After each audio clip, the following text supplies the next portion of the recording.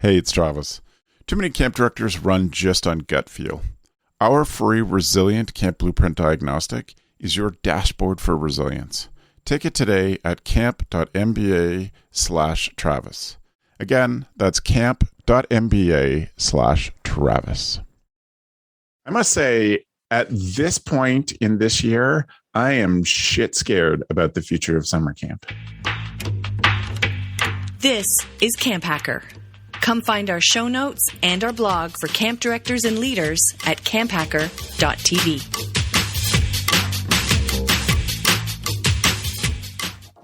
This episode of the CampHacker podcast is brought to you by UltraCamp. Wouldn't it be refreshing if your registration software gave you more time?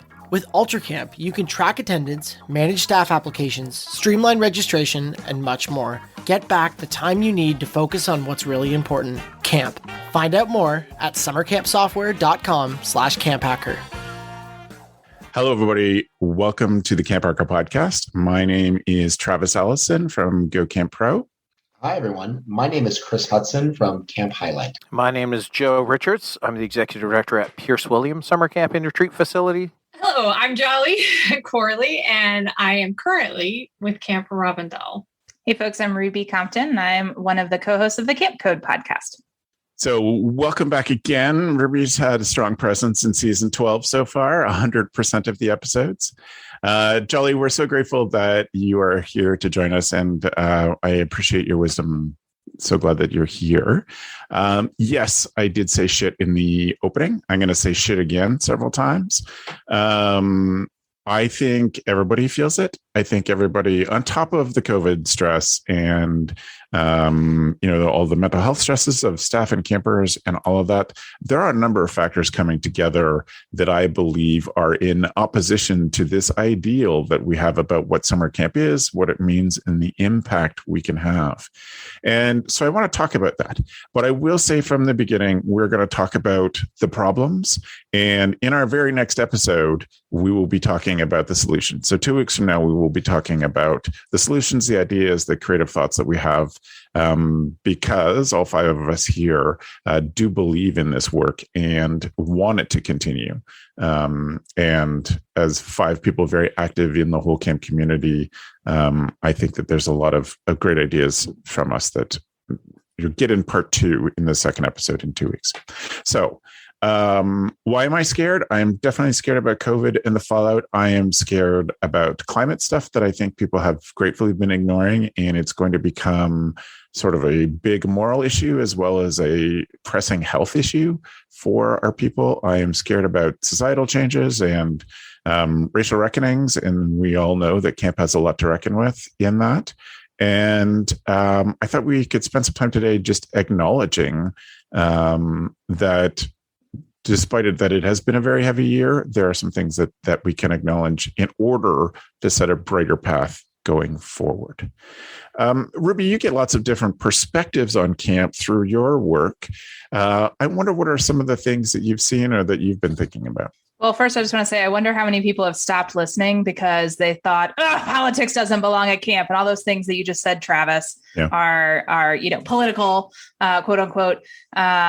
But I honestly, I think that's one of the things that concerns me the most is the kind of tunnel vision and blinders that I hear a lot of folks, me included, saying like, but that we don't worry about that at camp. Like, that's not a problem at camp. And when you sent me this topic, truthfully, I thought back to when I first started as a director, CampHacker episode 50, the title was Camp is Dead. And there were some really smart things said in that podcast about how we have to adapt and grow and innovate. And I'm worried because I feel like however many years later, we are having very similar conversations with even more dire consequences and even more challenging conversations that aren't happening. And really, truly, I think to me, one of the biggest things that worries me is a bit of the head in the sand and the like, camp is perfect. There's nothing that needs to change. Mm-hmm. And sorry, friends, that's not good enough. There's a lot that needs to change, and camp is going to be different going forward if it's going to continue to be relevant. It was big nod from you, Chris. What do you think? I agree with your initial statement and your obscenity in the opening, is that I am also shit scared And if I had to sum it up, the two things that I'm most scared on, to put like a fine point on it, is staffing of camps and yes, totally. just attention to equity and inclusion at camps. I've always said that I feel like the whole entire camping industry is about 30 years behind the rest of the world, the rest of the country, and other industries when it comes to diversity, equity, and inclusion. They're still just focused on diversity. Like, how many Black kids can we have in pictures on our website, when that isn't really what they should be targeting? And, like Ruby said, like, these are things that people have been talking about, but now it's reached the crisis point. Similarly with staffing, just do a smooth Google. Or if you're listening to this, maybe you even had the experience that your camp had to close because you just didn't have the staff to pull it off this summer. At Camp Highlight, we were a single person away, one person away from not being able to do the entire thing. And I know from speaking with people that a lot of people were in that boat, and it's becoming harder to attract staff to camps. And this has been an issue that I've been speaking about for like easily the past 8 years. Like, oh, let's think about where we're finding staff. Everyone's like, oh yeah, those are all great ideas. And no one really moved at all. And especially like, I did like an informal poll of people arriving into the country to staff camps from international spaces. And this kind of wraps up into the equity and inclusion thing. Some of the ways that people were treated were not great. And people went back to their countries and told other people about the treatment. And that is their orientation to working for camps in America. And a lot of camps rely on labor from other countries. And if that dries up, and if we can't attract young people, American people, to do it, that's what scares me. Those two things are at the top of my list. Yeah. What do you think, Jolly? Well, one thing that really struck me that Ruby said was the head in the sand, and then tying that with COVID. Unfortunately, I'd hope this would like maybe open our eyes, but I actually think potentially it took a step back, because what we did is we say, well, because of what happened in COVID, kids need camp. We all need camp more than ever, which we do, right? But then it was just like this idealized version of what camp is. And I feel like we like went back, like, and I think there is a way to go look backwards, right? Reflect on it, take away all the smoke and mirrors that we've kind of, the bells and whistles. I do think that that is a great way to do it. I just hope that that's how we're doing it, not just going backwards in time to this era that we all need. It just drives me crazy when I hear that, because I want to hear like, okay, are you stripping down all the pieces to take an examination of what's working? And how do we move that forward? Just like Chris said, so that we're not 30 years behind. And in fact, when you're 30 years behind, in order to catch up, you've got to do it in leaps and bounds, not steps. Like, you have to move it in leaps and bounds. So taking it apart, I totally think that's fine. I think it's good to look at all the skeletal pieces to make sure that the foundation is there. But I think part of the foundation is not what we want anymore, which is a scary thing to say. The foundation of what maybe camp was built on needs to be, we need a new foundation. Maybe that's scary. Yeah. I'd love to talk more about sort of those foundational ideas that we need to get rid of as this discussion goes on. But Joe, I wonder for you that Camp is Dead discussion number 50 was you and I talking one day that we decided to record. What's your thinking these days? You've had an incredibly challenging couple of years. Yeah, the past couple of summers, which haven't run at all, have been challenging, but also more relaxed than people who tried to run camp. Right? Like if all I'm worried about is finding money, that's different than camps that chose to run at a loss to offer the service. I think that there's a lot. I think where my mind is these days is that it's going to be really challenging in 2022 to just restart something that hasn't been going, and to find the staff to do it. And what can I do? What do I need to do over the next few months to make sure that we train staff and find those staff? I think that when Ruby spoke, right, this idea of putting heads in the sand, and I wrote down same as, right? Because we think about the past, and I spent It's funny because it came up in a conversation today with my new bookkeeper. I spent 15 years doing something, digitizing all the text for the Canadian Camping Magazine from 1947 to 1992.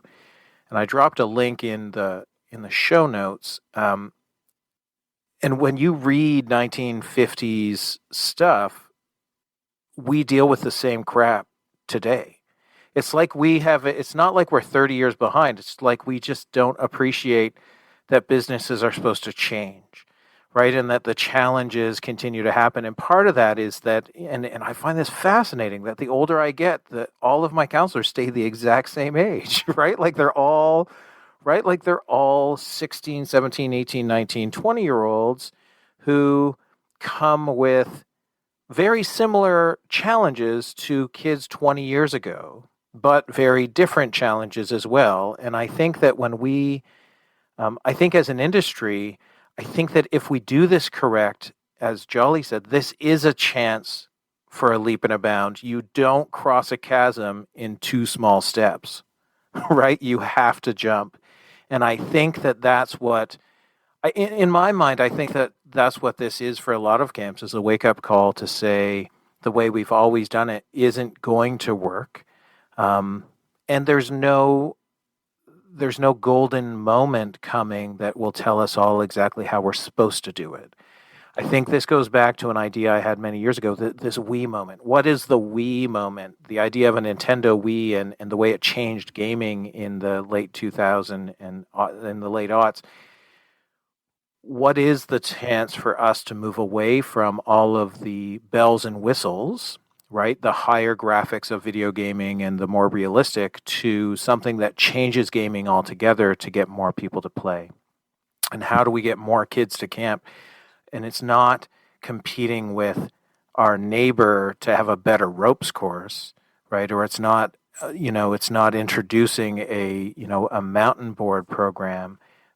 What is the Wii moment? I still, 12, 15 years later, don't know the answer. I try lots of things, and I think that if you own a camp, or if you have the ability to make your own decisions at your camp, that I think that you need to be trying new things all the time and let go of them when they don't serve you, right? And don't serve the bigger mission. But, I think that there's a variety.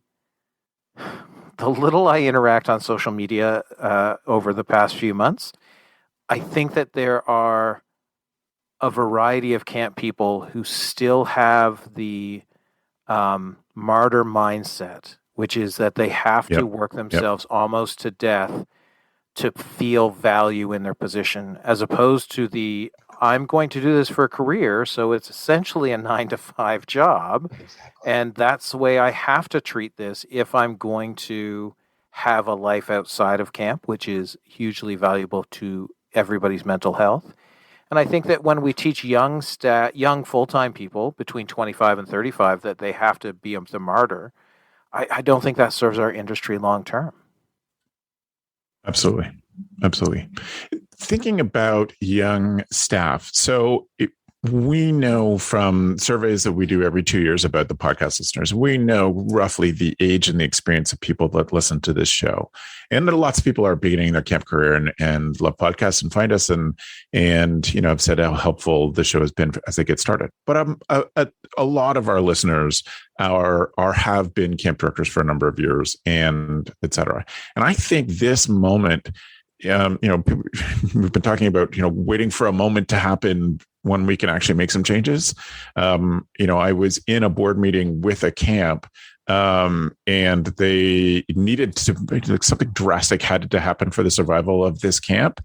And they're sitting on this pool of money. And I was like, what's this money over here for? They're like, well, in case it's for a rainy day. Someone in the board said that. And I was like, holy shit, it's pouring. Like, spend the money. You can't fix this by this gradual, that camp mentality. Like, we're going to work our people so hard. We're going to burn them out and spit them out. We're going to, we have to make considered changes. We know that people that listen to this podcast are those who are thoughtful and willing to consider those things. But I wrote down 3 things from stuff that you all said that I just want to highlight quickly, and then you folks can let me know what your next thoughts are. One is, this is about the age of folks who are the majority of this, like the majority of discussion of the whole summer camp industry on a daily basis happens on Facebook. And those who are new to this industry, those who are starting in this industry, are not Facebook users. That's a symptom of our thing. And I own that. Like, that's the summer camp professionals thing. And believe me, I'm working on that. But I always tell people to go where your staff are talking. And your staff are talking on TikTok, because I've seen them. Your staff are talking on Reddit, the Our Summer Camp Reddit subreddit is fascinating, because it is just camp staff from around the world talking to each other as if there are no camp directors in there. And I know that there are camp directors in there like me, but every time I'm like, yeah, I'm getting the unvarnished view of summer camp. And some of it's like those, like Chris saying, it was just internationals. Like, look at the shit I just went through. This is my shit episode of CampHacker, apparently. But they're like, just look at the shit I went through this summer. And look how this camp treated me. So they're talking, you should be listening, and you should be in those places. I think aging facilities is another huge problem, that we have a lot of deferred maintenance in the world. And which leads me back to, I think our beautiful physical sites, those people that own, or those organizations that own their camps and own their properties or rent a great physical site, that physical site is a problem because people don't leave it. Like, it's just too much of a cinch. Like, camp is this great, beautiful place. And I've said it on the show, here's this great place, come and see us. And other people who don't own camp are like, I'm not going all that way for that.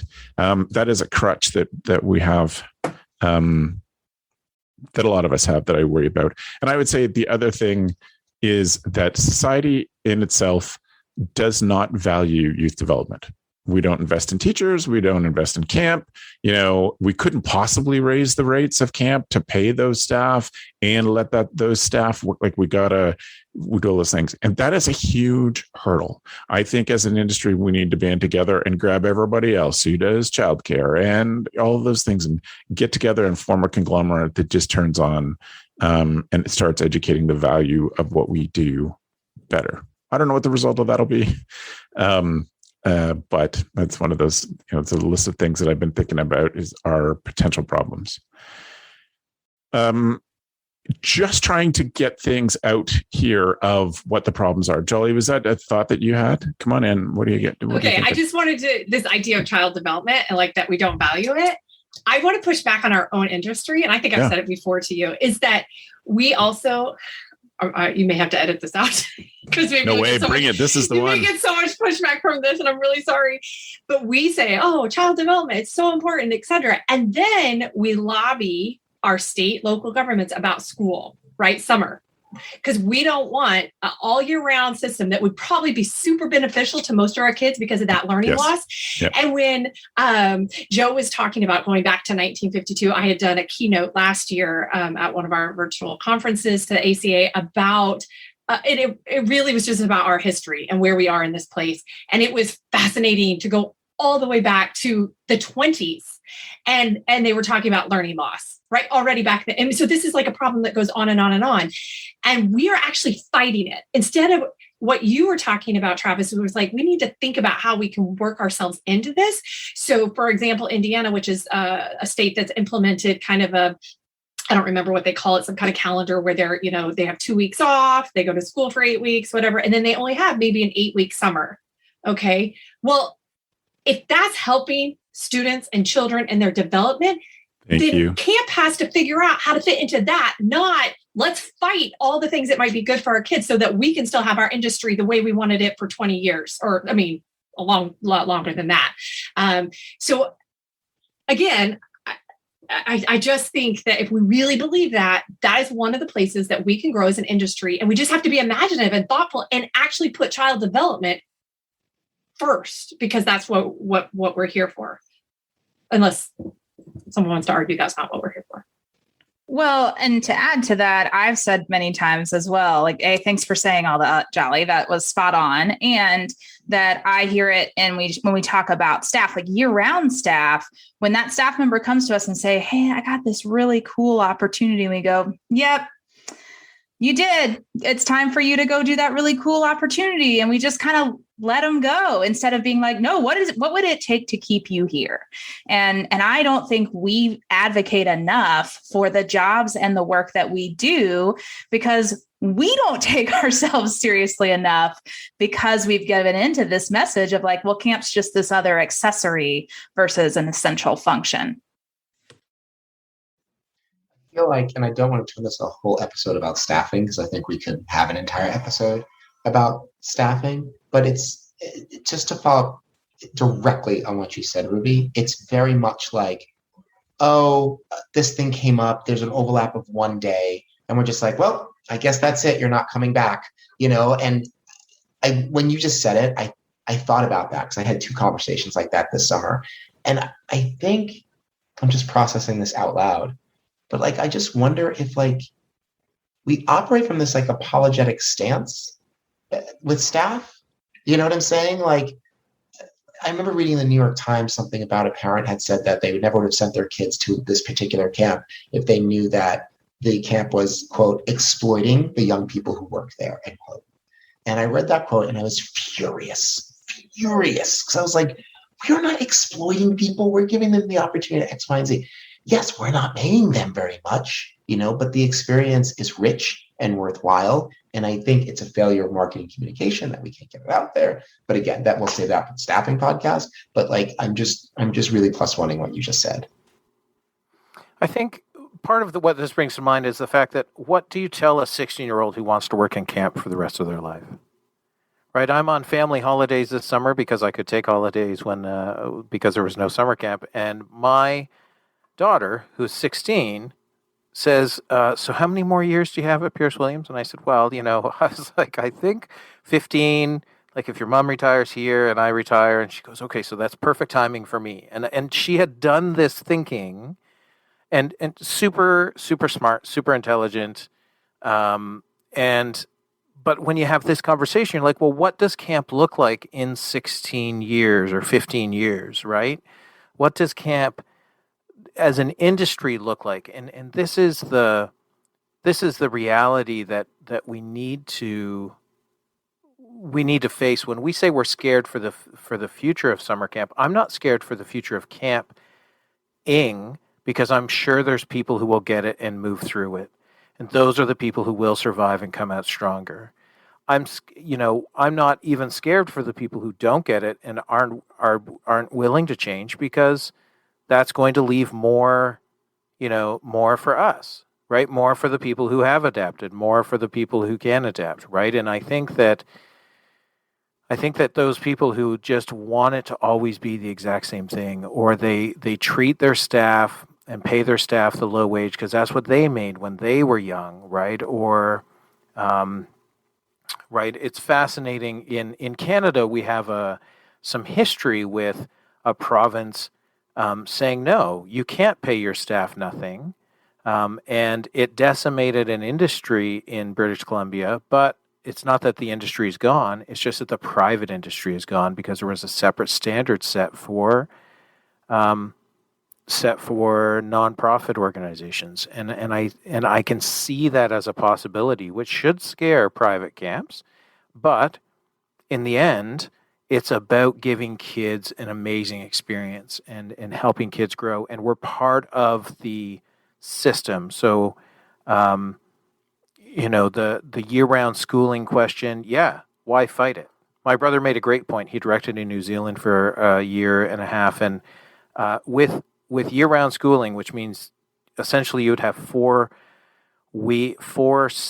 chunks of time to run your camp, you don't need to recruit as many campers. You get the same campers 4 times a year. So you go from having to find 1,000 campers to having to find, 250 campers, right? And you keep them. And so there's values, and Australia runs that model still to this day there. And during the year, or during the schooling portion, all of those camps are outdoor education centers, because Australia also sends kids to camp overnight once at every grade level. Like every kid goes to camp. It's fascinating and phenomenal. So fear and being scared is it's like anxiety. You're only anxious when you haven't planned properly for what's going to happen. And you don't even need to know what's going to happen. You just need to have it in your mind that you have the skill set to move forward. I know we're skimming the surface of this. Behind the scenes, we're all texting with each other saying, I could go deeper, but we don't really have time today. But this, I think, gives us some topics that we can consider this year. We really want CampHacker to be the show where we consider the big issues in camp. So I would say, if you're upset about my cursing or there are parts of this topic that make you mad or parts of this topic that you think we've missed, Travis at GoCamp.pro. Let me know. We definitely know that there's some more stuff about this. I really just wanted to begin our 12th season by saying we cannot continue to just gloss over things. We need to acknowledge stuff and make a plan, which is what we will be talking about in the second episode in this series 2 weeks from now. So thank you all for that and for your thoughtfulness and your good ideas. Before we move to our tool of the week, I want to take just a second to thank our sponsor for the show. I want to thank UltraCamp for their sponsorship of a few of our shows in the GoCamp Pro network. But I specifically want to thank them for making powerful tools that helps camps get themselves organized and keeps things simpler for them. All in one place, easy to find information. If you are looking for camp database changes or want to investigate some changes for the future, we invite you to check out UltraCamp. If you go to ultracamp.com/CampHacker, you can download their free guide, which is about marketing, the marketing toolbox. So I think that tools like UltraCamp are a good part of the future in that they will allow us to focus on the things that are incredibly important. But UltraCamp has powerful tools that put you in control of the information that makes your camp business run. Help you automate your billing.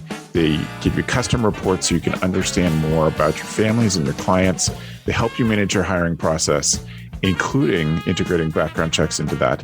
And they allow you to better communicate with your customers and your donors. UltraCamp's goal is to provide these resources so that their clients can spend more time in camp doing what they do best and making the big changes that we've been talking about today. If all of this doesn't sound like your registration software, don't you think it should? Please visit their website at ultracampmanagement.com/CampHacker and set up a time to chat with you. We look forward to meeting you. So, therefore, we move on to our tool of the week. Tool of the week.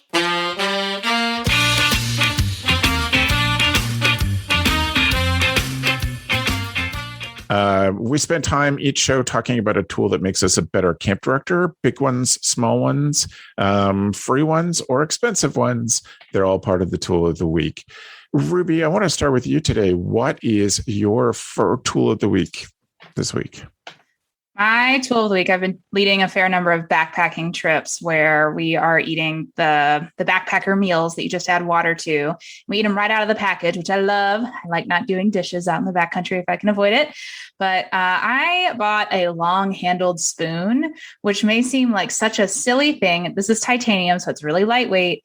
But I don't have to get my hands all the way into the package. I really like the pad thai. It's one of my favorite meals, but you end up getting it just all over your hands and it's kind of gross. So just the long-handled spoon, I go such a long way. It makes me so happy. So check that out. And I know I just said the long-handled spoon went a long way, and I did not mean to do that. Well done. Well done. Thanks, Ruby. Joe, what's your tool? My tool this week is small drawers, things with small drawers. So I have some pictures in the show notes, but essentially what I've had for years, imagine a library card catalog if you're old enough. If not, then Google it.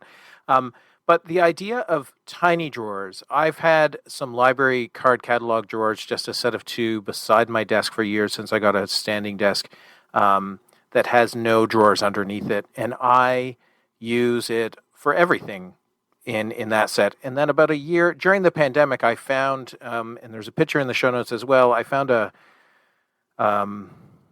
24 drawer cabinet, and we organize everything in our office. So like your red pens, your black pens, your blue pens, your Post-it notes, your rubber bands, your glue, your staples. And it is fascinating. And I have them in my shop as well, just places to put things that are alike. The best place to find them are antique shops or auctions. And you don't need to go, you can go out and buy them. That's fine. More power to you. But antique shops and auctions, which was another tool I've given in the past. Joe, would you say you have a specific drawer for squirrel saw blades? I purchased test tubes to put squirrel saw blades in. Okay. Good. Can we, this is a new season. Chris, do you have a tool of the week that you would like to talk about? As a matter of fact, I do. So a little bit about me. I went to the eye doctor, and to make a long story short, my eyes were getting worse, like suddenly. And I was like, Doc, like I need the LASIK again. Just shoot me full of lasers, slice off these eyes. I want new eyes. And she was like, well, before we do all that, have you tried not staring at your phone all day? And I was like, at first who doesn't want lasers in their eyes, right? So I was like, I guess I can try. So what's been really helpful for me is an app called Forest. And it's really cute. You download the app, you set it for how much time you want to not use your phone, like let's say 40 minutes. So then if I try and use my phone, if I try to switch to another app or do anything, it'll say, hey, are you sure you want to do that? Because what you're doing is you planted a little virtual tree. And if you switch to another app, that tree will die. So it dies on you. The responsibility is on me to make sure I don't use my phone. Otherwise, I'll kill the tree. And after a while, after I plant many trees, I have this little virtual forest on my phone. There's all these different plants that I've cultivated. I've literally grown a garden from my not paying attention to my phone. And my eyesight's still getting worse, but I think that's just age. I do feel better about not being on my phone all the time. So check it out. Excellent. Thank you. How about you, Jolly? Do you have any self-care tips for your tool of the week? I do. I have my chapstick. If you're like me and you live in the north, and Travis, it's just like that autumn equinox hit, and all of a sudden it's like fall is going to be here, winter's going to be here, and then you're getting ready. We talked a lot about staffing or meeting with families, and if we're still on the Zoom and you're talking all the time and your lips get all chapped, the wind is blowing, it's freaking cold and dry. Chapsticks, and I'm already placing them around. I could have done eyeglasses, Chris, because I'm the same way. I'm like placing those, but I prefer my chapstick, and I really love Burt's Bees. And my favorite, which you can't see because the sun is suddenly it's summer, which I just told you it wasn't, is coconut pear Burt's Bees. It's really, really nice. But any chapstick will do as long as you have it around so that you're not, have chapstick, chapped lips. Right on. Thank you, Jolly. That's a great one. Mine is a personal battery-powered fan. It is like a USB battery. You can plug your phone in, but it also has a fan. And it has, if you're watching us on YouTube, you can see it has a clip on the top and a clip on the bottom so that you can put it into your waistband and it'll pull in cold air from outside of your pants and then push that cold air up inside your shirt. So if you're in a hot day, I would have loved this for doing camp photos on those miserable days running around camps trying to get it. But you have this fan just blowing right up your back. It has the exit vent is just on the top, so if it's hooked onto your waistband, it's just blowing straight up your back.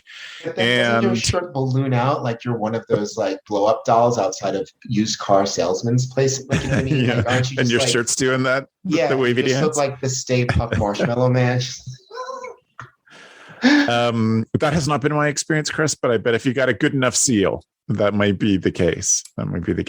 It is surprisingly quiet too. So it's a battery for your phone as long as your fan's not going. And the fan will last 3 or 4 hours. So just charge it like you would any other device with USB. That is my recommendation. So if you want to find out where to find these things we've talked about on our tool of the week, please go to camphacker.tv/podcast and find our show notes. This is officially episode 151. I know that I have messed up the numbering vocally. Matt's always fixed it on the app, but I keep saying the wrong number. But I think we're all caught up. We're at officially episode 151. You can find our notes there for that. I want to thank all of you for your input, for your thoughtfulness. I want to take a second and thank Matt, the executive producer of podcasting here at GoCamp Pro, for keeping all of our shows running. He's essential to this. And also the other editors and producers of our shows for the great work that they have done.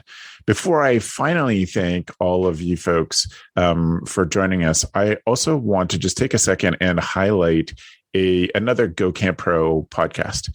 Some of you may not know this, but Joe and I have another podcast. With our friend Heather, we run the Fundraising at Camp podcast, a show that we just started last year based on some needs that we saw in the industry.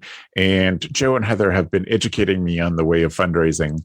I'm certain you've heard Joe talk about some of the great work that he's done in fundraising for Pierce Williams, and we're doing that. So please check out, just search for Fundraising, the @ at Camp. We are grateful to Ruby, who's our editor on that show, and show note writer for that show. But that is a good one for you to check out if you're looking to expand your camp podcast listening experience. So, Ruby, thank you so much for joining us again. How can people get in touch with you? Sure thing. You can email me, ruby@rubyoutdoors.com, or follow me on Instagram at rubyoutdoors. Thanks for being on, Ruby. Joe, how can people get in touch with you? People can get in touch with me on Twitter. Yo Joe R on Twitter. YOYOJOER. Excellent. For someone who says he doesn't do social media, you've done a lot of amazing social media experiments in the last little while. Thanks, Joe, for everything. Not a problem. Chris? Hi, you can find me on Instagram at PlanetChris1, or you can find Camp Highlight on Instagram at Camp Highlight. Thanks so much, Chris. Jolly, thank you so much for being on and sharing your wisdom. We're so grateful you're going to be joining us for the second half of this show. If people have questions for you, how can they get in touch? jollycorley@gmail.com or Instagram, jollycorley. Excellent. Again, we'll have links to all of this in the show notes. And to the community of you who support CampHacker, for those who filled in the podcasting survey that we've been talking about in emails, we're grateful to you. It really does help us continue to develop this medium of podcasting for summer camp. Thanks for the evening, friends. The CampHacker podcast is brought to you by Beth and Travis Allison, summer camp leadership training and marketing consultants. Thanks for listening. CampHacker, bringing your world into focus. Hey, Camp Pros, we love that our industry is built on sharing. In order to foster that spirit, we hope that whenever you share an idea that you learned from the CampHacker podcast, conference, summer camp professionals group, or wherever else, that you're quick to give credit where credit is due. That way, we can all encourage more camp pros to share the tips and tricks that will make camp better. Hey, it's Travis. Camp directors often tell me they're just too tired to take on anything new. That's exactly why my free Resilient Camp Blueprint Diagnostic exists. It doesn't add work, it shows you progress. Quick, free, repeatable, you'll know if your systems are paying off without the guesswork. Try it today at camp.mba/Travis. That's camp.mba/Travis.